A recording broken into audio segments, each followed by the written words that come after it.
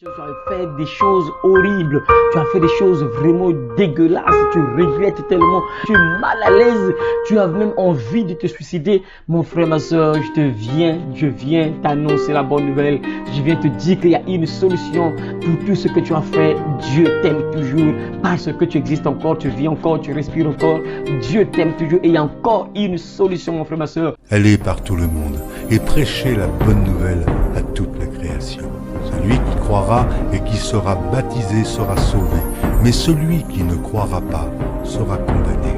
Cette bonne nouvelle du royaume sera prêchée dans le monde entier pour servir de témoignage à toutes les nations. Alors viendra la fin. Heureux celui qui lit et ceux qui entendent les paroles de la prophétie et qui gardent les choses qui y sont écrites, car le temps est proche. Ces paroles sont certaines et véritables. Et le Seigneur, le Dieu des esprits des prophètes, a envoyé son ange pour montrer à ses serviteurs les choses qui doivent arriver bientôt. Et voici, je viens bientôt, et ma rétribution est avec moi pour rendre à chacun selon ce qu'est son œuvre. Moi, Jésus, j'ai envoyé mon ange pour vous attester ces choses dans les églises. Je vais te partager une histoire d'une femme, mon frère. Ses jours étaient comptés, en fait ses heures étaient comptées, ses minutes étaient comptées. Mais il y a eu quelque chose qui s'est passé avant que la sœur là soit tuée, mon frère, dans la Bible. Donc je te conseille de suivre avec moi jusqu'à la fin. Vraiment cette histoire qui se trouve dans Jean chapitre 8. Jean chapitre 8, à partir du verset 1 jusqu'au verset 11, tu pourras lire cette histoire-là. Jésus-Christ a quitté la montagne des Oliviers, après il est descendu, il est entré dans le temple, il a commencé à prêcher dans le temple. Et après, les pharisiens et les scribes vont emmener une femme devant Jésus-Christ. Ils vont mettre la femme au milieu de la foule. Ils avaient attrapé cette femme-là en flagrant délit d'adultère. En flagrant délit d'adultère. On avait attrapé cette femme-là. Mais on ne dit pas pourquoi, mais c'est juste la femme. On ne sait pas si le mari avait fui ou comment, mais on avait attrapé la femme. Et elle, on l'a emmenée devant Jésus-Christ au milieu de la foule. On place la femme au milieu de la foule. Il fallait donc que cette femme-là soit tuée selon la loi de Moïse. Écoute mon frère, ma soeur, ce que la loi de Moïse dit concernant une femme ou un homme qui commet l'adultère. Je vais te lire le passage biblique qui se trouve dans Lévitique. Je te lis le passage biblique qui se trouve dans Lévitique chapitre 20 verset 10. Écoute ce que la Bible dit pour ceux qui commettent ce genre de péché-là. Quelle était leur sentence en ce temps-là? Si un homme, donc Lévitique chapitre 20 verset 10, si un homme commet un adultère avec une femme mariée, s'il commet un adultère avec la femme de son prochain, l'homme et la femme adultère seront punis de mort. L'homme et la femme adultère seront punis de mort par l'ordre du Seigneur. Voyez mes frères, donc ces hommes-là, bien sûr, qui ont attrapé cette femme-là, connaissaient ce que la Bible avait dit. Dans le temps de Moïse, on lapidait directement une personne qu'on attrapait en flagrant délit d'adultère. Aujourd'hui, il y a des gens qui blaguent avec ce péché-là. Ils sont même contents. Il y a une copine là-bas, il y a un garçon là-bas, il fornique avec les hommes mariés, il fornique avec les femmes mariées. Il est très content. Au temps de Moïse, ces personnes-là mouraient, mes frères. C'était compliqué au temps de Moïse. Vous avez entendu ce que Dieu a déclaré dans Lévitique chapitre 20, verset 10. Et ici, on attrape cette femme-là et on amène la femme devant Jésus-Christ. Et les hommes là vont dire à Jésus, Maître, tu vois cette femme-là? Cette femme-là, on l'a attrapée en flagrant délit d'adultère. Et nous, dans la loi, selon Moïse, cette femme-là, c'est fini pour elle. Son cœur s'arrête aujourd'hui. Elle meurt aujourd'hui. On va l'enterrer aujourd'hui. Là, c'est fini. C'est fini. Elle ne va plus exister sur la terre. C'est fini. Et elle sera bientôt enterrée dans quelques minutes là seulement. Bon, maintenant, toi, tu nous dis quoi? Qu'est-ce que tu dis, toi? Jésus était là en train d'écrire au sol. Et après, il va dire quelque chose, mes frères. Écoutez, mes frères, regardez, la vie de cette femme-là est terminée. Mais écoutez ce que Jésus va dire. Il dit, celui qui n'a pas de péché, qu'il prenne la pierre et commence à lapider cette femme.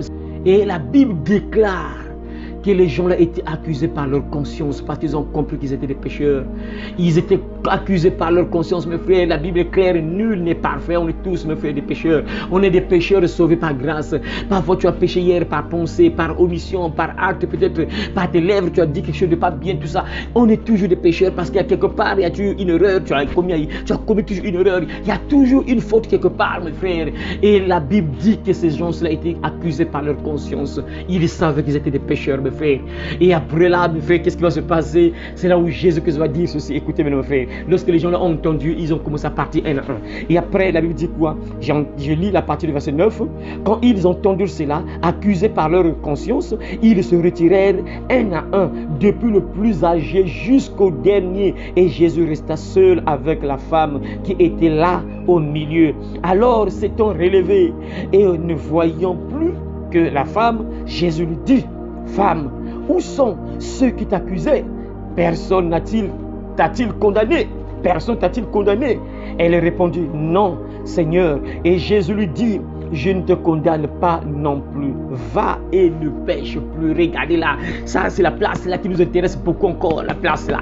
La dernière phrase de Jésus là. Il dit quoi? Jésus-Christ va dire à cette femme là: Écoute, moi également, je ne te condamne pas. Je ne te condamne pas.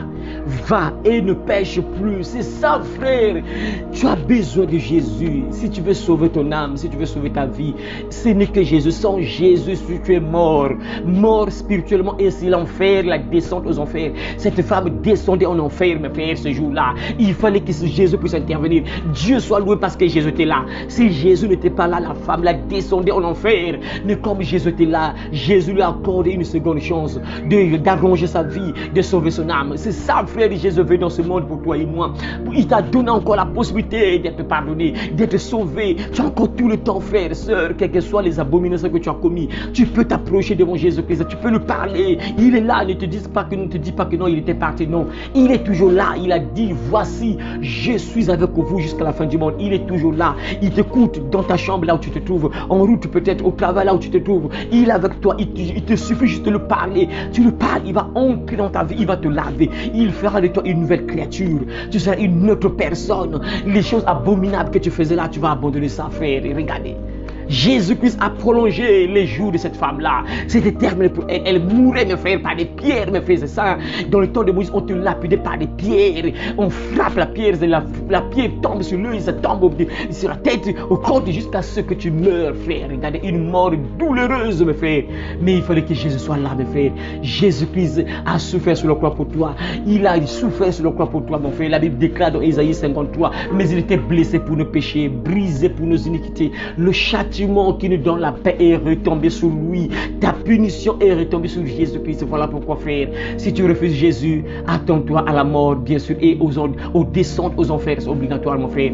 Aujourd'hui, Dieu te donne encore la possibilité d'être pardonné. Jésus-Christ est venu dans ce monde pour toi. Voilà pourquoi la Bible déclare dans Jean chapitre 3 verset 16: Car Dieu a tant aimé le monde qu'il a donné son Fils unique, afin que n'importe quiconque croit en lui ne périsse point en enfer, bien sûr, mais qu'il ait la vie éternelle. Dieu ne veut pas que tu périsses en enfer. Il veut que tu sois sauvé. Voilà pourquoi Jésus est venu. Si tu l'acceptes, frère, quels que soient les péchés que tu as commis, il va te libérer. Cette femme a été enchaînée par le péché de l'adultère. Alors toi aussi, frère, peut-être que tu es enchaîné par le péché de la fornication. Tu forniques avec les garçons, tu forniques avec les filles, tu es enchaîné par ce péché-là. Jésus-Christ seul peut briser ces chaînes-là. Jésus-Christ, il peut briser ces chaînes. Jésus-Christ, si tu viens à Jésus, il va briser les chaînes de la fornication. Si tu viens à Jésus, Jésus-Christ ne va plus te condamner. Il va dire: Va, ne pêche plus. Tu es lié à la pornographie, il va te dire: Va, ne pêche plus. Il t'accorde encore une seconde chance de sauver ta vie, d'arranger ta vie. Aujourd'hui, Jésus te dit, même si tu es voleur, il te dit aujourd'hui: Va, ne pêche plus. Il t'accorde encore une seconde chance de sauver ton âme. Tu es encore lié dans la masturbation peut-être. Jésus te dit: Moi non plus, je ne te condamne pas. Va, ne pêche plus. Tu es peut-être sorcière. Aujourd'hui, Jésus te dit: Moi non plus, je ne te condamne plus. Va, ne pêche plus. Jésus ne te condamne pas. La Bible déclare dans Romains chapitre 8, verset 1: Il n'y a donc maintenant aucune condamnation pour ceux qui sont en Jésus-Christ. Si tu viens à Jésus, tu crois en lui, tu confesses de ta bouche que Jésus est mort. Il est ressuscité donc les morts, il est monté au ciel, mon frère. Tes péchés seront pardonnés. Si tu crois en Jésus qu'il est le Messie, le sauveur du monde, tu seras lavé par le sang qui a coulé sur la croix. Tu seras pardonné, tu ne seras plus condamné, tu seras plus coupable et le diable ne pourra plus t'accuser. Tu es enchaîné par n'importe quel péché. Jésus aujourd'hui te dit: Va, ne pêche plus, je ne te condamne pas. Va, ne pêche plus. Tu es peut-être le bandit, tu es plongé dans le banditisme, aujourd'hui Jésus te dit, va, ne pêche plus, je te condamne plus, va, ne pêche plus. Tu es peut-être assassin, tu as tué les gens, tu as assassiné les bébés dans ton ventre. Aujourd'hui Jésus te dit, ma soeur, va, ne pêche plus, je te condamne pas, va, ne pêche plus. C'est ça, mon frère, une seconde chance. Jésus-Christ nous aime, mon frère, c'est beau. Voilà pourquoi la Bible déclare que Dieu prouve son amour envers nous. On sait que lorsque nous étions encore pécheurs, Christ est mort pour nous, c'est vrai. Ça, c'est vraiment incroyable, c'est vrai que Jésus-Christ nous aime, Dieu nous aime, frère. Et Jésus-Christ est venu mourir sur la croix pour toi et moi. Alors fais le bon choix de croire en Jésus-Christ. Ce n'est qu'en croyant en Jésus-Christ, mon frère, que tu seras pardonné. Tu seras maintenant libre. Jésus va te libérer parce qu'il est venu pour libérer les prisonniers. Quelle que soit la prison dans laquelle tu te trouves dans la prison peut-être de l'alcoolisme. Tu es sous la ivrogne. Tu ne peux pas vivre sans l'alcool. Jésus-Christ va te sortir de cette prison. Il va briser les chaînes. Tu seras libre, frère. Quel que soit le péché dans lequel tu es lié, le péché qui te conduit à la mort, comme cette femme-là, elle, c'est l'adultère qui la conduisait à la mort. C'est l'adultère qui la conduisait en enfer. Toi, je ne sais pas quel péché qui te conduit en enfer. Je ne sais pas quel péché qui te conduit en enfer, qui va te descendre en enfer. Mais aujourd'hui, Dieu te donne encore une seconde chance. Aujourd'hui, si vous entendez sa voix, n'endurcez pas vos cœurs, n'endurcez pas ton cœur. Jésus te parle aujourd'hui parce qu'il a besoin de toi, il t'aime. Il veut t'accorder le pardon. Il veut te pardonner. Il veut faire de toi une nouvelle créature. Il déclare, Apocalypse chapitre 3, verset 20. Voici, je me tiens à la porte et je frappe. Si quelqu'un entend ma voix, ouvre la porte et j'entrerai chez lui. Je mangerai avec lui, lui avec moi. Jésus-Christ est prêt d'entrer dans ta vie. Aujourd'hui, il te parle à travers moi. Il m'utilise comme un instrument pour te parler. Toi, frère, toi, sœur, toi qui es encore lié dans le péché, toi qui es esclave du péché, le péché qui te conduit en enfer, le péché que le diable utilise pour te détruire, pour mettre ta vie à terre. Jésus est prêt pour te décharger. Il a dit, venez à moi, vous tous qui êtes chargés, fatigué, je vous donnerai du repos. Jésus veut te donner le repos. Il est prêt pour te pardonner. Il est prêt pour te décharger de ce péché-là. Il est prêt pour te décharger de cette mauvaise vie, quel que soit l'esclavage dans lequel tu te trouves. Il est prêt pour te sortir de cette prison afin que tu sois libre. Comme cette femme-là, Jésus l'a accordé une seconde chance. Et c'est sûr que la sœur-là est partie changer de sa vie parce qu'elle savait que là, j'ai échappé à la mort. Même s'il y a des gens qui sont têtus, malgré qu'ils échappent à voir certaines choses-là. Et dans notre pays, il y a eu un moment où il y avait des voyous, des bébés qui avaient attrapé des machettes pour faire du mal aux gens, tout ça. Et on les tuait, mes frères, c'était compliqué. Mais nombreux, mes frères, n'abandonnez pas. Hein. Malgré qu'on a l'autre, leur ami est resté, il est mort, mais eux, ils continuent toujours à faire ça. Donc, il y a des gens qui sont comme ça. Mais mon frère, toi, ne fais pas ça. Aujourd'hui, Dieu te donne une seconde chance. Il est prêt pour te changer. Il est prêt pour te pardonner. Ce qui est bien avec notre Dieu, c'est lui-même qui va s'en charger de te changer. C'est lui-même qui va te redresser. Toi, il te suffit juste de comprendre que la vie que je mène là, ce n'est pas une bonne vie. La vie là me mène où? Je vais terminer comment avec cette vie que je mène là? Et quand tu remarques que ce que je fais là, ce n'est pas bon, et tu sais maintenant qu'il y a quelqu'un qui est mort sur la croix pour toi, qui t'a aimé, tu crois en lui, Jésus, le Fils de Dieu, frère, tu verras ce que le Seigneur fera dans ta vie. Il va entrer dans ta vie, il va te changer, il va te transformer. Les gens seront étonnés comment tu as changé, parce que ceux qui te connaissaient dans le quartier, ceux qui te connaissaient à l'école peut-être, seront étonnés, ils ne vont pas comprendre. Mais qu'est-ce qui se passe avec cet homme-là? Qu'est-ce qui se passe avec cette soeur-là? Cette soeur-là était comme ça, elle était liée dans ce péché-là, mais qu'est-ce qui se passe? Mais cette soeur-là aimait ce péché-là. Donc lorsque lui parlait du sexe là, elle était très contente. Mais là, la soeur ne veut plus parler de ça, tout ça. Mais qu'est-ce qui se passe là? Parce qu'elle comprend que non, je ne peux plus forniquer. Ça, c'est un péché. Mon corps est désormais le temple du Saint-Esprit. Dieu m'a aimé. Il est mort pour que moi, je ne vive plus dans ce péché-là. Il est mort. Il m'a démontré son amour. Il s'est sacrifié sur la croix pour que je ne mène plus cette vie parce que je partais en enfer juste pour mes péchés. Il est mort sur la croix. Non, en échange, je vais quand même lui démontrer mon amour. Je ne veux plus mener cette vie-là. Alors, frères et sœurs, comprends l'amour de Dieu. Vois combien de fois Dieu t'aime. Est-ce que tu comprends, mon frère, cette femme-là? Regarde un peu l'histoire de cette femme-là. C'est déterminé pour elle. Elle rentrait sous terre, mes frères, et bien sûr, elle poursuivre la descente aux enfers, mes frères.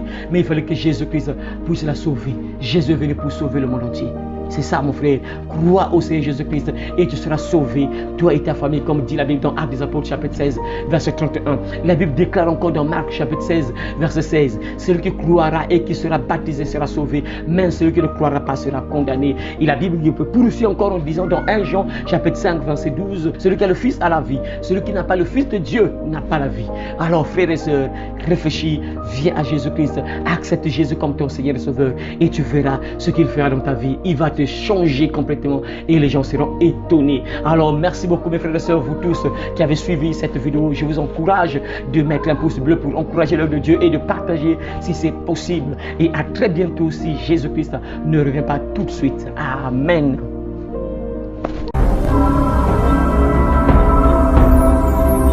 Le royaume des cieux arrive.